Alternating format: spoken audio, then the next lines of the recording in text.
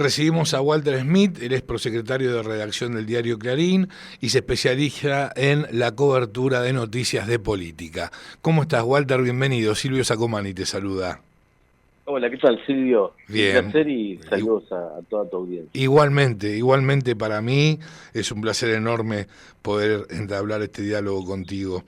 Bueno, hoy un día muy especial para el gobierno, un día muy positivo, a raíz de que se ha confirmado finalmente el veto por la reforma, por la ley de la reforma jubilatoria, ¿no es cierto? Tiene un impacto político muy importante para el gobierno, ¿no es así?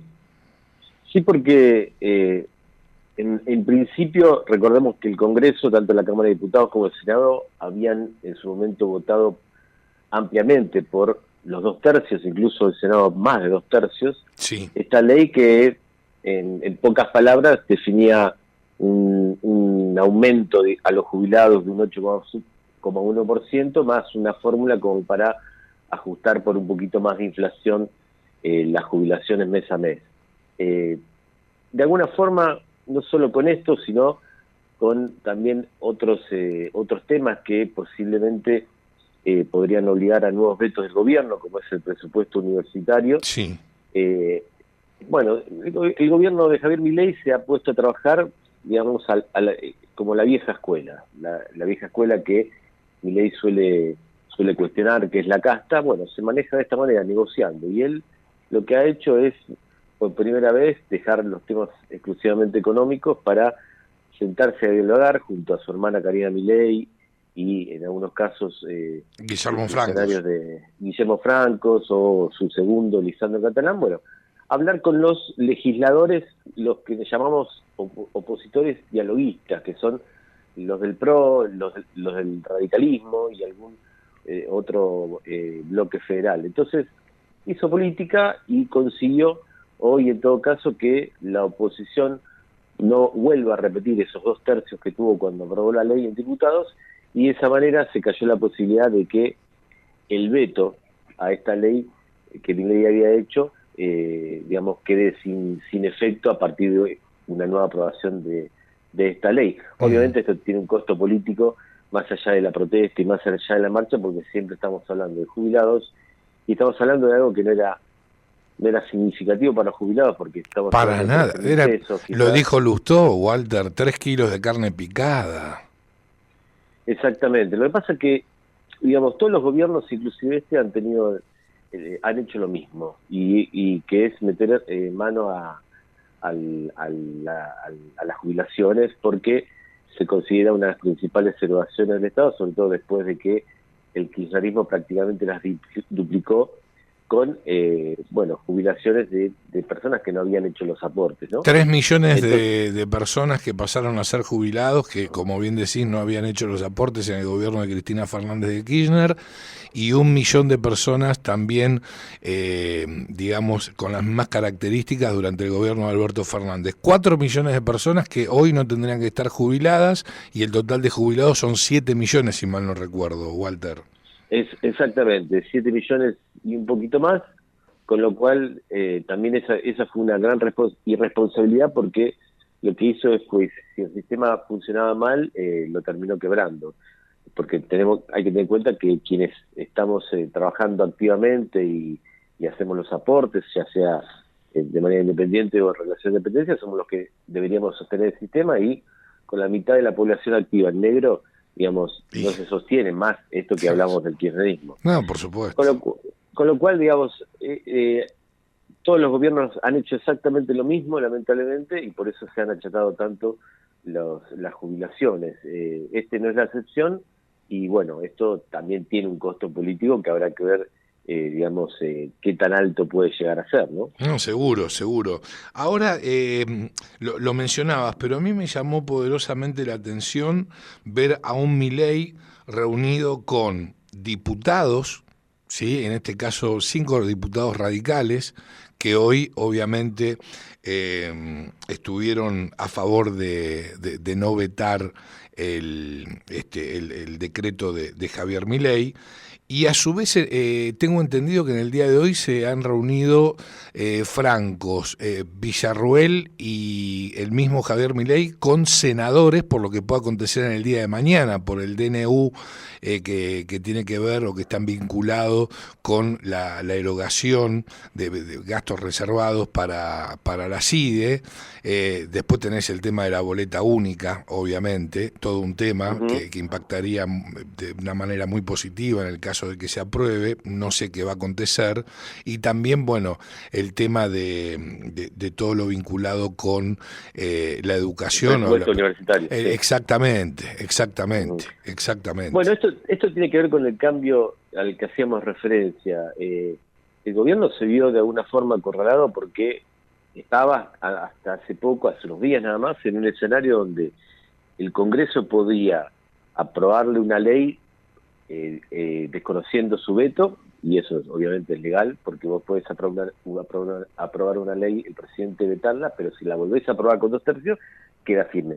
Entonces tenía ese escenario en el tema jubilaciones, después el rechazo total del Congreso, porque falta el Senado, al DNU que otorgaba $100 millones más al presupuesto de la CIDE, y también el nuevo presupuesto universitario, que es un gasto más para el gobierno. Entonces, ante ese escenario, lo que tuvo que hacer, nadie lo va a admitir, es bajar, digamos, de un lugar, de un pedestal en el que estaba, donde quería imponer absolutamente todo, y negociar con los opositores más cercanos, el PRO y el radicalismo. Exactamente. Bueno, y eso es lo que logró. El primer logro fue hoy, y posiblemente haya otros logros. El Senado, el tema del DNU está difícil porque el kirchnerismo está solo a 4 senadores, tiene 33 a 4 senadores nada más de conseguir la mayoría, y en este caso votar en contra del DNU, pero bueno, de vuelta, se puede haber un veto, puede haber otro tratamiento, es decir, puede no haber quórum también. Puede haber ausencias. Entonces el gobierno tomó nota y admitió de esta manera que por el camino que iba, no iba a lograr absolutamente nada, y bueno, se ha venido a negociar. ¿Negociar qué? Bueno, es siempre lo mismo, Silvio.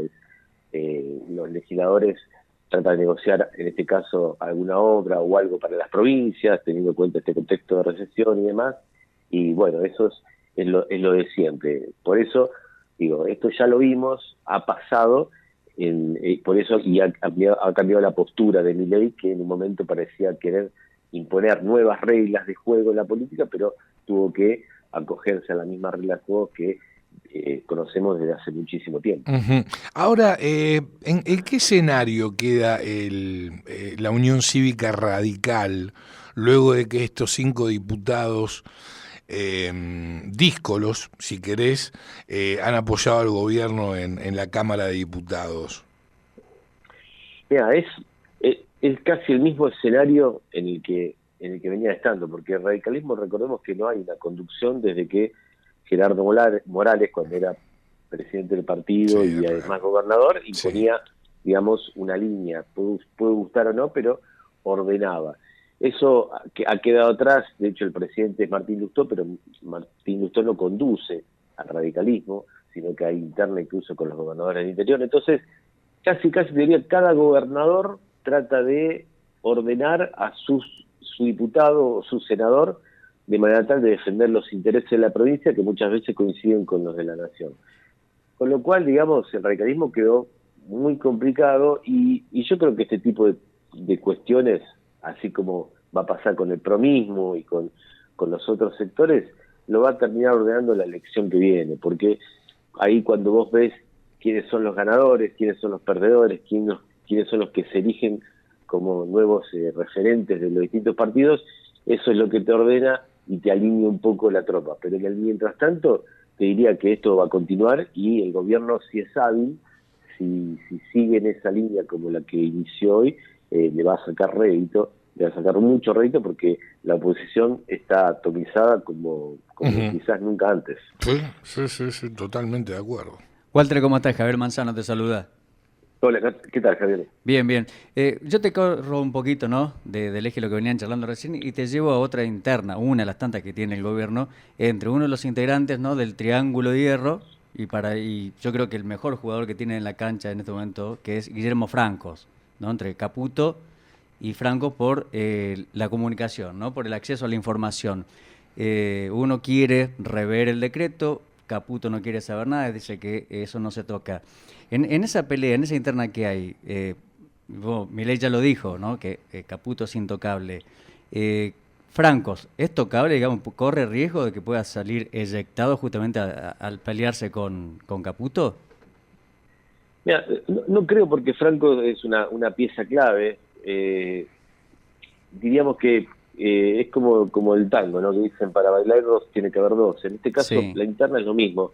Obviamente uno lo plantea, y yo lo he planteado como una interna, porque hay una diferente postura en cuanto a esta restricción al acceso a la información. Claro, son posiciones enfrentadas, lo destacás en tu artículo. Exactamente. Claro. Pero no hay un ánimo en Francos de pelear con Caputo, de tratar de ganarle la pulseada y demás, sino que es una diferencia que se plantea y nada más. Yo te diría que al margen de eso, digamos, en el primer anillo, en todo caso, alrededor de Milei, solo hay dos personas, que son Santiago Caputo y Karina Milei.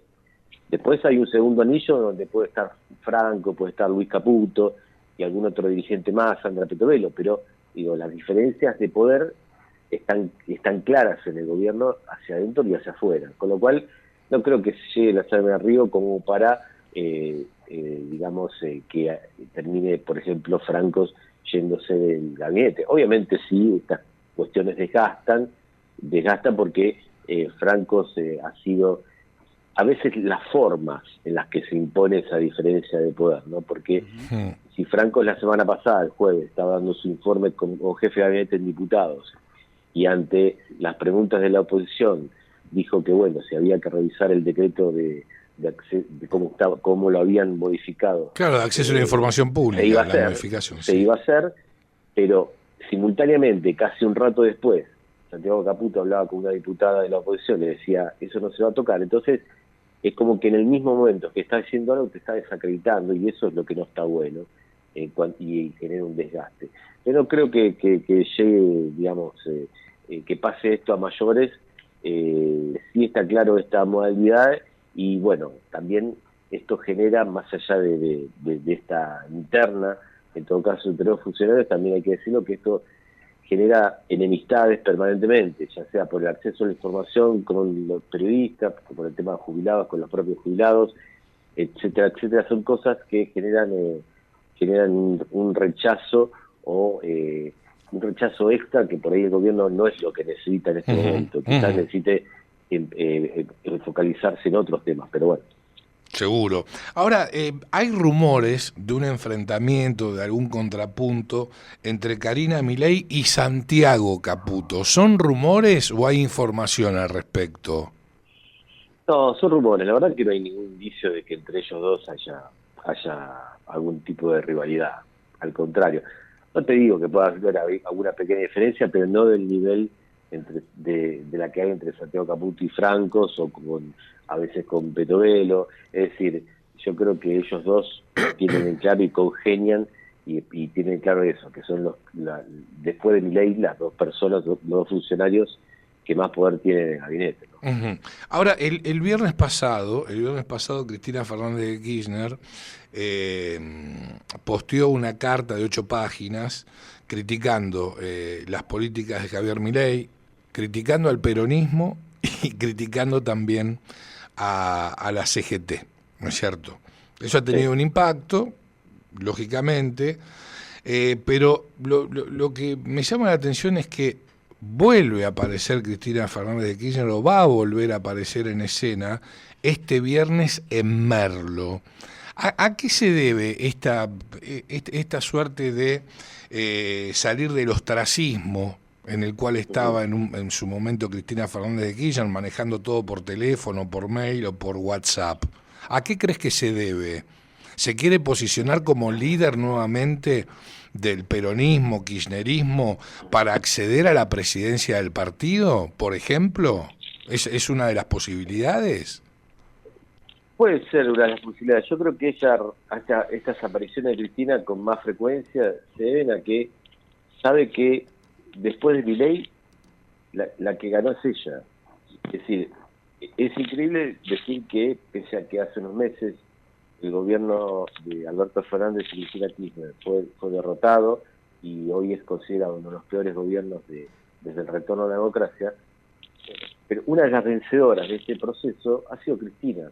¿Por qué? Porque recordemos que Milei surge con ayuda, entre comillas, del kirchnerismo, del masismo, allá por el 2021, en las elecciones legislativas, porque sí. La estrategia era usarlo en el buen sentido de la palabra, como alguien que le podía quitar votos a Juntos por el Cambio, y que fue lo que realmente pasó. En ese momento sacó a nivel nacional 5 puntos, que bueno, era un pedazo de la torta importante de votos que le quitaba a Juntos por el Cambio.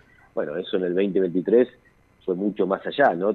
Recordemos que en los procesos electorales, que incluso hasta el kirchnerismo había fiscalizado por la Libertad Avanza, porque sabíamos que la Libertad Avanza no tenía esa estructura de fiscales, y cuando no tenés fiscales sos pasible de que, bueno, haya alguna picardía y terminen los votos sacándotelos. Pero lo concreto es que en un momento le sirvió, y efectivamente, si uno dice, de Juntos por el Cambio, que era casi el próximo gobierno, con la cantidad de candidatos que tenía, dirigentes y demás, Milei y Cristina, ¿quién quedó hoy en la foto? Y está claro que quedó Milei y que quedó Cristina, y que una de las estrategias del gobierno, y esto también corre por manos de Santiago Caputo, es que quiere que el enemigo sea el kirchnerismo, que sea Cristina. Y a Cristina le viene bárbaro, porque, digamos, de perder y de estar derrotada, y ahora ocupa un segundo lugar ante la implosión o desaparición prácticamente de Juntos por el Cambio. Que hasta hace días ocupaba Macri en este escenario, ¿no es cierto? Y bueno, si yo te pregunto, Silvio, Milei, Macri y Cristina, sí, de los tres, ¿quién perdió? Macri. Hoy. Y bueno, entonces Cristina sabe de ese lugar, también sabe que no tiene sucesor, porque Kicillof, más allá de las intenciones, no ha cumplido todavía con las expectativas. No hay ningún gobernador peronista, ningún dirigente que le dispute, digamos, ese sillón y ni siquiera le haga sombra. Con lo cual, ella se hace cargo del momento y también aprovecha el momento para pararse frente a Milei. Y entonces estamos ante, nuevamente, una grieta donde Cristina permanece intacta, aunque en segundo lugar, y ya sabemos todo lo que pasó con el gobierno, y de otro lado el oficialismo con Milei. Entonces, estas reapariciones tienen que ver mucho con eso. Por eso digo que más allá del contenido de las discusiones, me parece que hay que leer eso, que nuevamente, digamos, en la grieta está Cristina Kirchner, nuevamente confrontando, como en su momento lo hizo con Macri, ahora lo hace con Milei. Exactamente. Ahora, ¿con qué ojos puede tomar Mauricio Macri esta vuelta a la escena de Cristina Fernández de Kirchner, posicionada nada más ni nada menos que por un socio estratégico, si querés, entre comillas, que es Javier Milei, el presidente de la Nación? Macri quisiera que Javier Milei conduzca no solo a la Libertad Avanza, sino que conduzca al PRO y conduzca esta coalición de centro-derecha con la que sueña el oficialismo, donde esté también el peronismo no kirchnerista y la parte radicalismo. Macri, digamos, no se opone, o no es que quiera ser él, no tiene ninguna intención de ser él, como si, digamos, no tiene intención, pero adopta ese papel Cristina. Entonces, a mí me parece que están dadas las condiciones como para que la Libertad Avanza o el oficialismo termine absorbiendo al PRO. Están dadas todas las condiciones. Lo único que Milei tiene que tomar la decisión, y eso es lo que Santiago Caputo no quiere, y creo que Karina Milei tampoco, es, digamos, incorporar al PRO no solo a la agenda legislativa, sino también a un cogobierno, a una coalición electoral, que es lo que también hablaron en la primera reunión cuando Milei se reunió con los legisladores del PRO y con los suyos. Sí. Pero bueno, eso no se avanzó. Si Milei toma esa decisión, digamos, ten en cuenta que automáticamente se duplica de 37 a 70 y pico la cantidad de diputados. Además de que cambia el mapa, porque ya, bueno, empezás a incorporar y traccionar a los otros sectores, el radicalismo, parte del peronismo. Entonces, bueno, ese paso todavía no lo ha dado, no sabemos si lo va a dar, la lógica política diría que sí, pero sí. este gobierno tiene otra lógica, entonces no sabemos, pero si todo sigue así y mejora la situación económica, que obviamente todo depende de eso, yo creo que es casi, digamos, inevitable que todo transite hacia ahí, hacia esas dos coaliciones, una con Milei a la cabeza y otra con Cristina, y algún otro espacio, digamos, de centro izquierda, digamos, suelto por ahí, pero ¿Qué, un Rodríguez Larreta, suponte? No, Martín Lustó, digo, Larreta no ha construido un espacio propio y él es un dirigente con gestión, con planificación, con plan, pero que depende de otro espacio. Y ese otro espacio tendría que ser hoy un espacio del centro, que es justamente lo que no hay. Claro, entonces, exactamente. Casi lo de Rodríguez Larreta, hubo muchos otros dirigentes, está supeditado a un fracaso del gobierno. Si el gobierno fracasa, bueno, no sé qué rol pueda tener en la próxima etapa. Ahora, si el gobierno no fracasa, no termina siendo alternativa, me parece, y sobre todo cuando son legislativas, viste que no se elige gobierno, sino que se eligen legisladores. Bueno, por eso digo, el mapa está, me parece, abierto, salvo algo excepcional que ocurra, hacia una grieta con una centro derecha y una centro izquierda, básicamente. Seguro. Walter, estamos infinitamente agradecidos por este espacio que nos acabas de brindar. No, un placer hablar con ustedes, Silvio, y bueno, lo mejor. Muchísimas gracias, un fuerte abrazo igualmente para vos. Un gran abrazo. Hasta luego, hasta siempre. Walter Smith, prosecretario de redacción del diario Clarín, periodista especializado en la cobertura de noticias políticas, pasaba por la cocina de las noticias.